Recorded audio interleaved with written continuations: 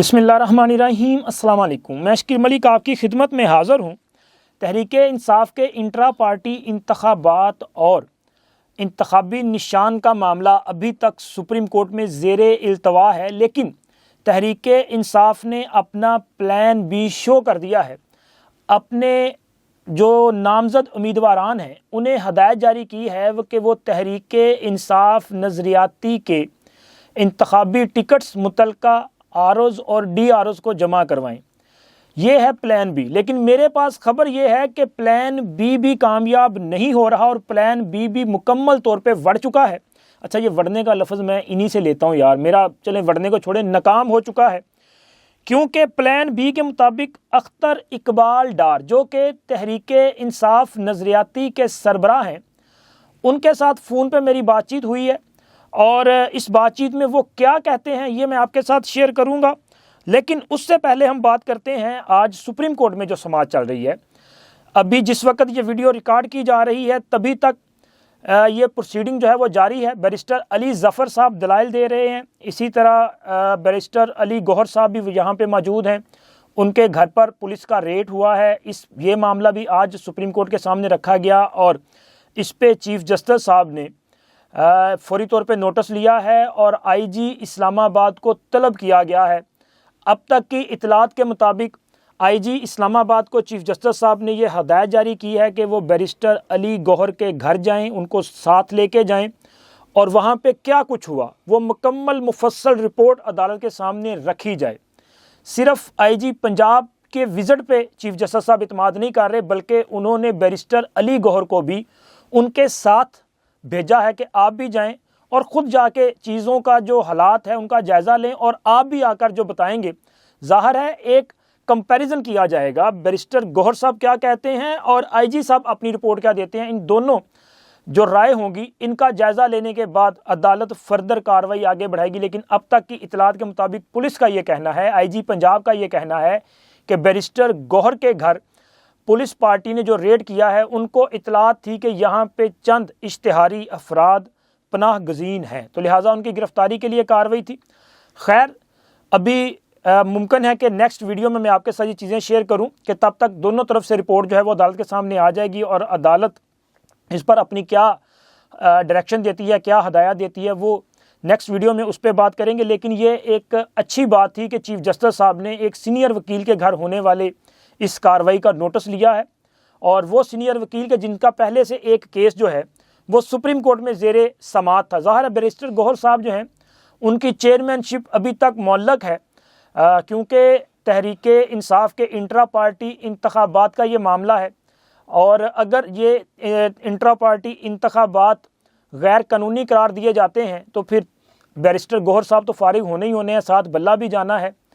अभी तक supreme court ने फैसला तो नहीं दिया, लेकिन अब तक जो चीज़ें सामने आई हैं वो मैं आपके साथ शेयर करता हूँ। एक तो आज जस्टिस मोहम्मद अली मज़हर साहब ने दो बड़े अहम सवाल उठाए हैं। उन्होंने अदालती दायरा इख्तियार के हवाले से सवाल उठाया है और इसके साथ साथ उनका ये भी कहना था कि क्या ये जो इलेक्शन कमीशन है इसके पास इंट्रा पार्टी इंतखाबात की छानबीन का इख्तियार है या नहीं है। तो इस पर अली ज़फ़र साहब जो कि तहरीक इंसाफ के वकील हैं, उनका ये कहना है कि एक तो उन्होंने कहा कि जी इलेक्शन कमीशन जो है वो कोई अदालती अथॉरिटी नहीं है, वो कोई ट्रायल तो नहीं कर सकता और ना ही वो छानबीन कर सकता है। यानी कि वही मौक़िफ़ है जो पेशावर हाई कोर्ट में तहरीक इंसाफ का था कि ये एक रिकॉर्ड कीपर की हैसियत है। यानी कि मैंने आसान लफ्ज़ों में आपके सामने ये बात रखी है, वैसे उन्होंने यहाँ पे रिकॉर्ड कीपर का लफ्ज़ यूज़ नहीं किया। और इसी तरह बैरिस्टर अली ज़फ़र साहब जो हैं उनका ये भी कहना है कि चूँकि इलेक्शन कमीशन जो है वो जायज़ा नहीं ले सकता इंट्रा पार्टी इंतखाबात का, तो ना ही वो इंट्रा पार्टी इंतखाबात की वजह से किसी का इंतखाबी निशान रोक सकता है। तो लिहाजा उन्होंने इलेक्शन कमीशन का जो इख्तियार है उसको गैर आइनी और गैर कानूनी करार दिया है।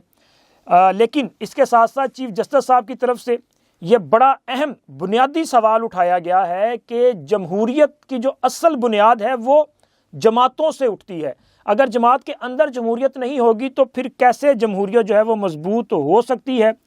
तो लिहाजा उन्होंने कहा है कि जी हमारी जमातों में जो है वो जमहूरियत होनी चाहिए। जैसे कि अकबर एस बाबर साहब का मामला था, तो इस पर भी अदालत ने कहा कि वो اکبر ایس بابر صاحب جو ہیں وہ بنیادی رکن ہیں، حالانکہ بیرسٹر علی ظفر صاحب کا کہنا تھا کہ سر یہ تو بات میرے سامنے عیاں ہو چکی ہے کہ وہ بنیادی رکن نہیں تھے۔ تو بیرسٹر علی ظفر صاحب سے عدالت کی طرف سے یہ سوال کیا گیا کہ آپ کس بنیاد پہ یہ کہتے ہیں کہ جی آپ کو یہ پتہ چل چکا ہے کہ وہ بنیادی رکن نہیں تھے؟ تو انہوں نے کہا جی مجھے پارٹی کے چیئرمین نے بتایا۔ انہوں نے کہا جی کون سے چیئرمین؟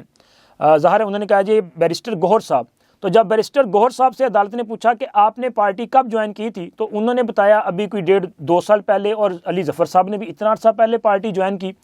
انہوں نے کہا کہ ایک ایسا شخص جو 2 سال پہلے پارٹی میں شامل ہو رہا ہے وہ فیصلہ کرتا ہے کہ فلاں بندہ بنیادی رکن ہے یا نہیں ہے، یہ بڑی حیرت انگیز بات ہے۔ تو میرا خیال ہے کہ چیف جسٹس صاحب کی طرف سے یہ کہنا بیرسٹر علی ظفر صاحب اور بیرسٹر گوہر صاحب کے لیے جو ہے وہ ان کی عزت افزائی آپ سمجھ سکتے ہیں کس طرح سے کی ہوگی۔ ظاہر ہے ایک بندہ 2 سال ہوا ہے، وہ کہتے ہیں نا جمعہ 8 دن، تو جمعہ 8 دن جن کو ہوئے ہیں وہ جناب طے کر رہے ہیں کہ یہ بندہ جو ہے وہ بندہ جو بنیادی رکن ہے اس کے لیے کہہ رہے ہیں یہ رکن نہیں ہے۔ تو پھر عدالت نے کہا کہ اس کا سرٹیفکیٹ ہے آپ کے پاس کوئی کہ یہ بنیادی رکن نہیں ہے، ان کو کب پارٹی سے نکالا گیا یا یہ پارٹی چھوڑ کے گئے؟ کیونکہ اکبر ایس بابر صاحب کے وکیل کا کہنا تھا، انہوں نے کل بھی کہا، انہوں نے کہا جی ہم آج بھی تحریک انصاف کا حصہ ہیں۔ 2014 میں فارن فنڈنگ کے معاملے پر تنازع پیدا ہوا اور اختلافات بڑھے، لیکن اکبر ایس بابر صاحب آج بھی پارٹی کے بنیادی رکن ہیں اور انہوں نے ابھی تک کسی اور سیاسی جماعت کو جوائن نہیں کیا۔ تو یہ جو ایک بنیادی سوال ہے اس پر عدالت نے کہا کہ بالکل اگر ایک وقت میں کوئی بھی شخص کسی ایک جماعت کا رکن ہو سکتا ہے، 2 جماعتوں کا رکن نہیں ہو سکتا۔ اگر اکبر ایس بابر صاحب نے کسی اور جماعت کو جوائن نہیں کیا تو وہ تحریک انصاف کا حصہ ہیں، ان کو انتخابات لڑنے کی اجازت نہیں دی گئی، یہ بھی حقیقت ہے۔ عدالت کی طرف سے جتنے بھی سوالات اٹھائے گئے، ایون کہ بینچ کی رکن جسٹس مسرت حلالی صاحبہ جو ہیں انہوں نے بھی اس پہ سوالات اٹھائے۔ انہوں نے کہا جی آپ کیسے کسی بھی شخص کو الیکشن میں حصہ لینے سے روک سکتے ہیں؟ تو آج جو عدالت کی طرف سے اب تک ایک مائنڈ سامنے آ رہا ہے اس میں ایک بنیادی نقطہ ہے انٹرا پارٹی انتخابات کا انعقاد۔ بار بار عدالت یہ سوال اٹھا رہی ہے کہ اصل بنیاد ہے انٹرا پارٹی الیکشن، تو آپ نے جب انٹرا پارٹی الیکشن جو ہے وہ اپنے ہی آئین کے مطابق نہیں کروائے اور الیکشن کمیشن اس کا جائزہ لے سکتا ہے اور وہ ان انتخابات کو غیر آئینی قرار دے رہا ہے، تو پھر کیسے آپ کو اجازت مل سکتی ہے کہ جی آپ کو انتخابی نشان الاٹ کر دیا جائے؟ کیونکہ علی ظفر صاحب اور دیگر وکلا اس لمبی میراتھن میں یہ جو چل رہی ہے سماعت، اس میں ان کا بنیادی فوکس یہ ہے کہ ایک انتخابات ہم نے جون 2022 میں کروائے تھے لیکن الیکشن کمیشن نے ان کو بھی تسلیم نہیں کیا تھا۔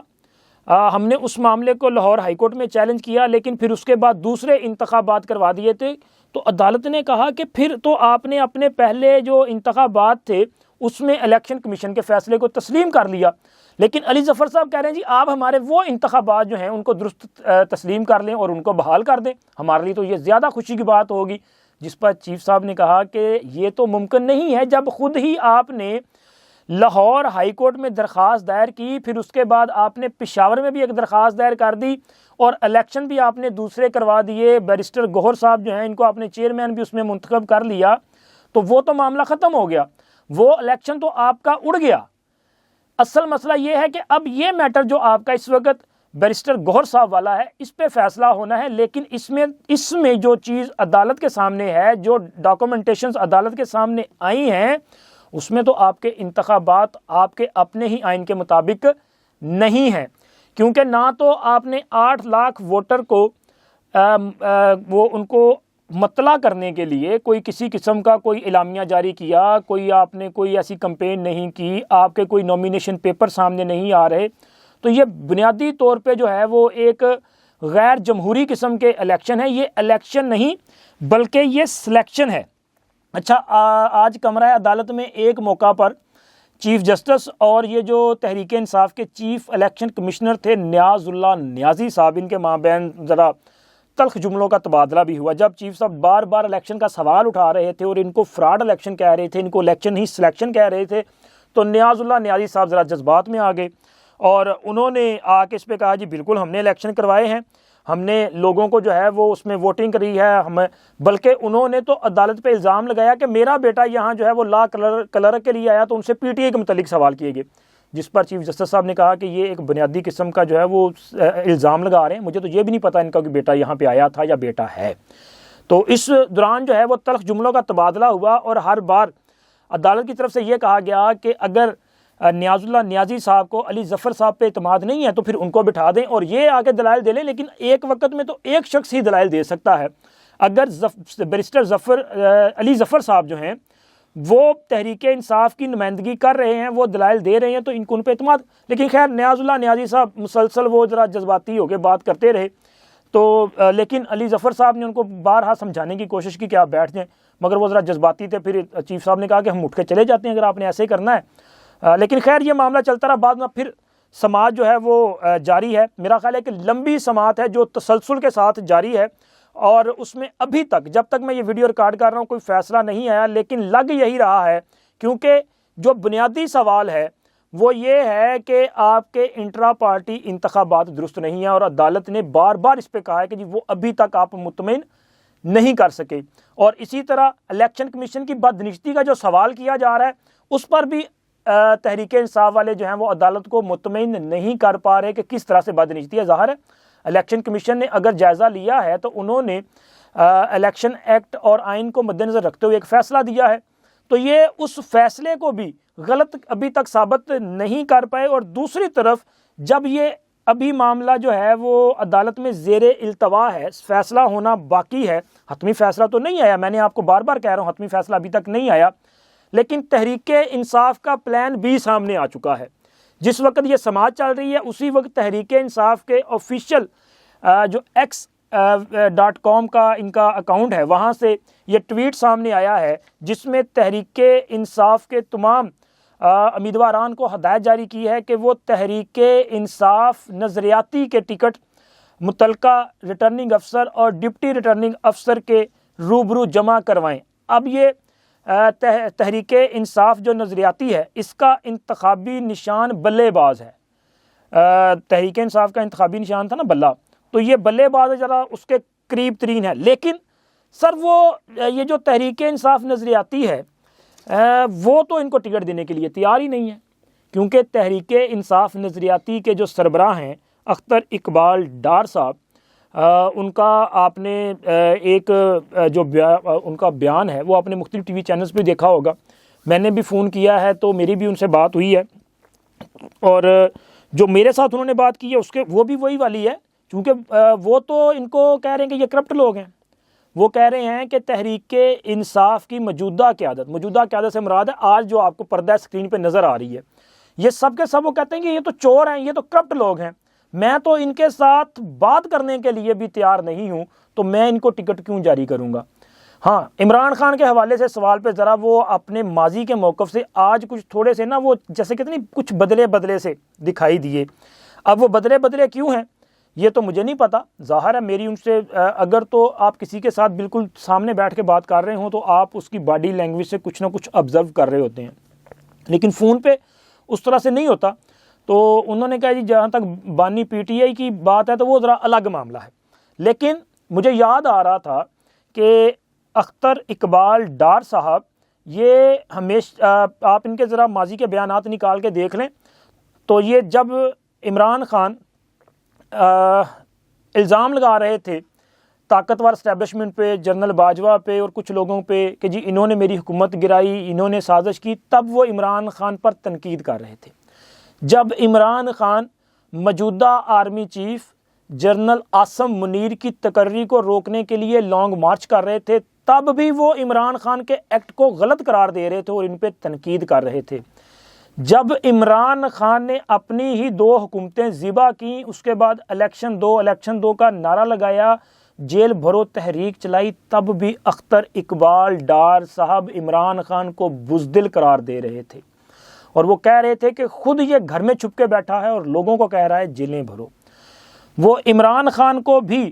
آصف علی زرداری اور میاں نواز شریف کی طرح ایک غلط لیڈرشپ، ایک کرپٹ سیاستدان جو ہے وہ قرار دے رہے تھے اور ان پہ تنقید کر رہے تھے، لیکن آج انہی کی جماعت کے جو ٹکٹس ہیں وہ لینے کے لیے تحریک انصاف کے لوگوں کو ہدایات جاری کر دی گئی ہیں۔ اب تک کی اطلاعات کے مطابق جو میں نے آپ سے بات شیئر کی، اس کے مطابق اختر اقبال ڈار صاحب نے کوئی مبہم قسم کا جو ہے وہ ایک رویہ اپنایا ہے،